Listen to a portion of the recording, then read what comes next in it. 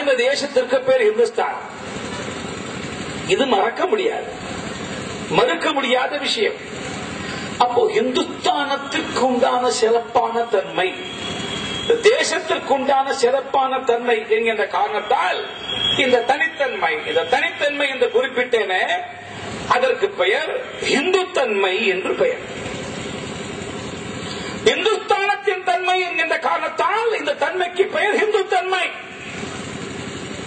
இந்து தன்மை என்கின்ற தமிழ் வார்த்தையை ஆங்கிலத்திலே சொன்னால் இந்துனஸ். இந்து தன்மை என்கின்ற தமிழ் வார்த்தையை சமஸ்கிருதத்திலோ அல்லது வேறு மொழியிலோ சொன்னால் இந்துத்வா. இந்து தத்துவம் அல்ல, இந்துத்வா. இந்துத்வா என்றால் இந்து தன்மை. இந்து தன்மை என்பது இந்துஸ்தானத்தின் தன்மை, அதாவது இந்த தேசத்தின் தன்மை, பாரம்பரியமான தன்மை, பெருமைமிக்க தன்மை. அது என்ன தன்மை தன்மை தன்மை என்று சொன்னால் போதுமா? உதாரணம் என்ன? இந்த தேசத்திற்கு மாத்திரமே சிறப்பாக இருக்கிற அம்சங்கள். தாயை வழிபடு, மாத்ரு தேவோ பவ. தந்தையை வழிபடு, பித்ரு தேவோ பவ. அன்னையும் பிதாவும் முன்னறி தெய்வம்.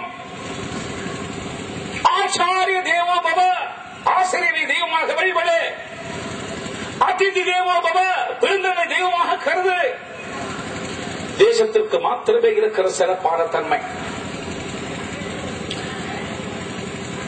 வங்கியிலே உயர்ந்த அதிகாரியாக பல்லாயிரம் ரூபாய் சம்பளம் பெறுகின்ற ஒருவர்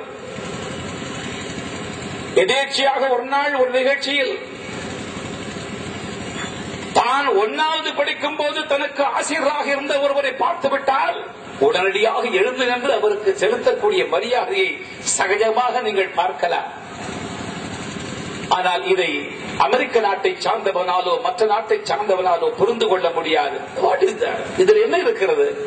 சம்பளம் வாங்குறார், பாடம் சொல்லி தருகிறார், இதில் மரியாதை செலுத்துவதற்கு என்ன இருக்கிறது என்று கேட்பார்.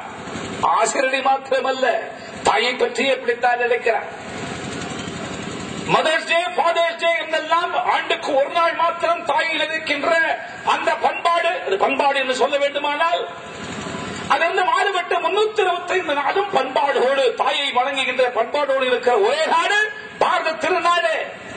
இந்த தேசத்திற்கு மதர்ஸ் டே என்று தனியாக தேவையில்லை. இந்த தேசத்திற்கு ஃபாதர்ஸ் டே என்று தனியாக தேவையில்லை. பண்பாட்டின் உதாரணங்கள். கணவனுக்கும் மனைவிக்கும் இடையே இருக்கிற அந்த உறவிலே இருக்கிற புனிதத்தன்மை. விரிவாக சொன்னால் நன்றாக இருக்காது. இன்றைக்கு அமெரிக்கா போன்ற நாடுகள் எல்லாம் செல்வத்திலே செழிப்பாக இருந்தாலும் கூட கவலைப்படுகிறார்கள். காரணம், திருமணமாவதற்கு முன்பாகவே பள்ளியிலும் பள்ளிக்கூடத்தில் படிக்கிற மாணவிகள் கர்ப்பமாகிறார்கள். வாழ்ந்து கொண்டிருக்கிற மக்களிலே கொஞ்சம் கொஞ்சமாக ஆங்கிலத்திலே சொன்னால் சிங்கிள் பேரண்ட் ஃபேமிலி வந்து கொண்டிருக்கிறது. அதாவது குழந்தைக்கு அப்பா மாத்திரம்தான் சொந்த அப்பாவாக இருப்பார், அல்லது அம்மா மாத்திரம்தான் சொந்த அம்மாவாக இருப்பார் என்று சொல்லக்கூடிய ஒரு காலகட்டம் நகைச்சுவைக்காகவோ கேவலப்படுத்துவதற்காக சொல்லவில்லை, கவலைப்பட வேண்டிய விஷயம் அங்கே வந்து கொண்டிருக்கிறது. இவைகள்லாம் கலாச்சார சீரழிவு. ஆனால் இந்த தேசத்தில் இன்றைக்கும் கூட குடும்பம் என்கின்ற அமைப்பு இருக்கிறது. அது இந்த தேசத்தினுடைய சிறப்பான அம்சம். ஆண் பெண் உறவை குறித்த புனிதத்தன்மை தேசத்தின் சிறப்பான அம்சம். அது மாத்திரமல்ல, பசு பால் தருகிறது. பசுமாட்டை தெய்வமாக நினைக்கின்றோம் என்றால் அது இந்த தேசத்தின் சிறப்பான அம்சம். உலகத்திலேயே இதுபோல கொஞ்சம் கொஞ்சமாக விரிவடைந்து எல்லா ஜீவராசிகளுக்கும் அன்பு செலுத்த வேண்டும் என்கிற எண்ணம் இருக்கிறது. அது இந்த தேசத்தின் சிறப்பான அம்சம். இப்படி எத்தனையோ இந்த சிறப்புத்தன்மை தனித்தன்மையினுடைய அம்சங்களை சொல்லிக் கொண்டு போகலாம். ஆனால் இந்த எல்லா தன்மை விட மிக முக்கியமான ஒரு தனித்தன்மையினுடைய சிறப்பு என்ன தெரியுமா? அதற்கு பெயர் பரந்த மனப்பான்மை, தாராள மனப்பான்மை, சகிப்புத்தன்மை அல்ல. கவனியுங்கள், நான் பேசுகிற விஷயம் இங்கு இருக்கிற சில பேருக்கு பிடிக்கவில்லை. ஆனாலும் முழுமையாக என்ன பேசுகிறார் என்பதை கேட்டுவிட்டு போக வேண்டும் என்கிற நிர்பந்தம். காரணம், நண்பர் ஒரு வந்திருக்கிறார், அவரோடு சேர்ந்து போக வேண்டும். சகித்துக் கொண்டிருக்கிறார் என் பேச்சு. ஸ்ரீ பாடல் பாடுகிறார். முன்வரிசையில் அமர்ந்து கொண்டு கைதட்டி தாளம் போட்டுக் கொண்டிருக்கிறார். அது மாத்திரமல்ல, ஒன்ஸ் மோர் கேட்கிறார். பாவம், அந்த ஆள் சகித்துக் கொண்டிருக்கிறான் என்ற பாட்டை என்றால் சொல்வீர்கள். அவன் ரசித்துக் கொண்டிருக்கிறான். சகிப்புத்தன்மை என்பது இந்த தேசத்தில் எப்போதுமே இருந்ததில்லை. அது கெட்ட வார்த்தை, பிடிக்கவில்லை, ஆனாலும் சகித்துக் கொண்டிருக்கிறேன். அதல்ல, மாறாக அனுமதிக்கிற தன்மை, தாராளமான தன்மை, ஏற்றுக்கொள்கிற தன்மை, மதிக்கின்ற தன்மை.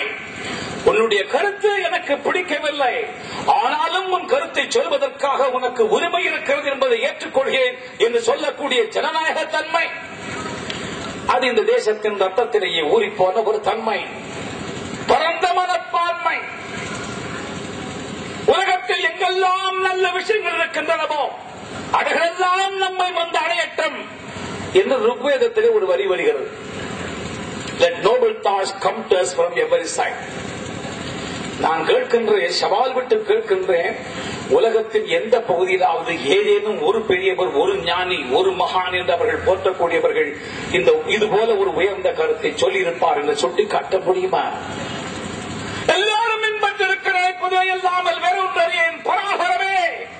நம் முன்னோர்கள் சொன்னார்களே, இதற்கு சமமான அர்த்தம் உள்ள ஏதேனும் ஒரு வாக்கியத்தை உலகத்தில் எந்த நாட்டிலாவது யாராவது ஒருவர் சொன்னார் என்று யாராவது ஒரு மேற்கோள் காட்ட முடியுமா? யாதும் ஊரே யாவரும் கேளீர் சொன்னார்களே நம் முன்னோர்கள்.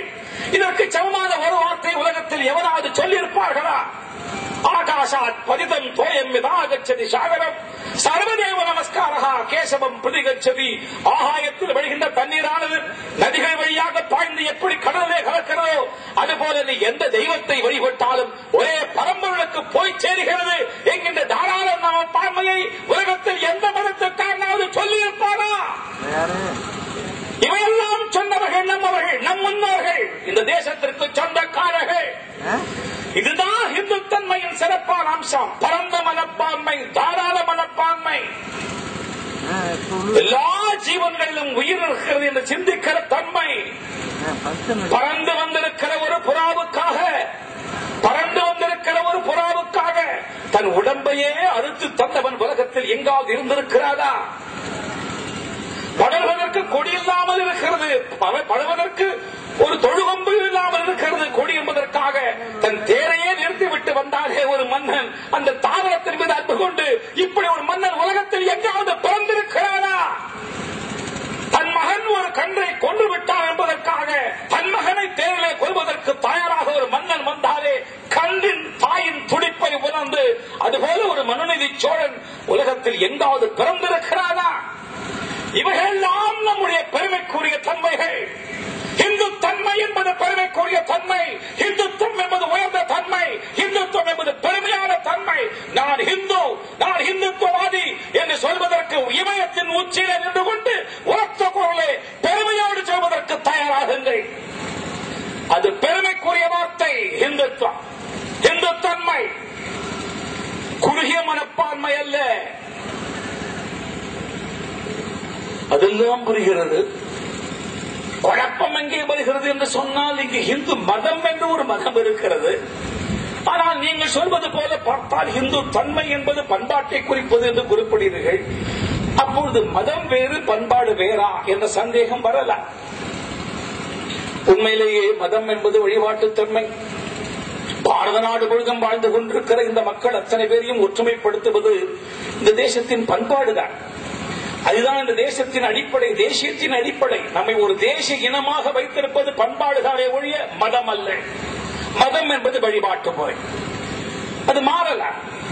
ஆனால் பண்பாடு மாறுதல் இமயந்தொட்டு குமரி வரை வாழ்ந்து கொண்டு அனைவருக்கும் பொதுவாக இருக்கிறது. அப்ப இந்து மதம் என்கிற வார்த்தை எப்படி வந்தது? உண்மையிலேயே பார்க்க போனால் இந்த தேசத்தில் சைவம் மதம் இருக்கிறது, சாக்தம் இருக்கிறது, கௌமாரம் இருக்கிறது, கானாபத்தியம் இருக்கிறது, சைவம் இருக்கிறது, வைஷ்ணவம் இருக்கிறது, பௌத்தம், சீக்கியம், இது போல மதங்கள் எல்லாம் இருக்கின்றன.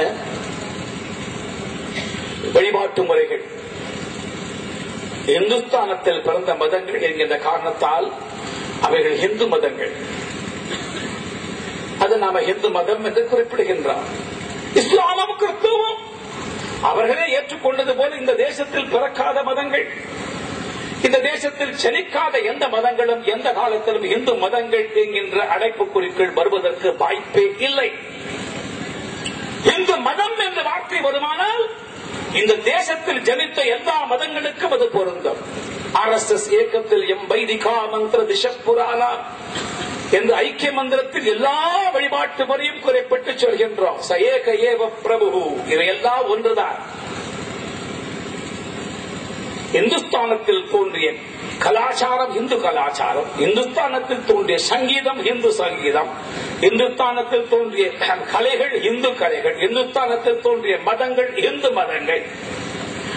இந்து என்கின்ற வார்த்தைக்கு இந்த தேசம் அல்லது தேசியம் என்கின்ற அர்த்தம் இருக்கிற காரணத்தால் தான் 100 ஆண்டுகளுக்கு முன்பாக ஒருவர் பத்திரிகை துவங்கிய பொழுது தன்னுடைய பத்திரிகைக்கு இந்து என்று பெயர் வைத்தார். மதத்தின் அடிப்படையில் அல்ல.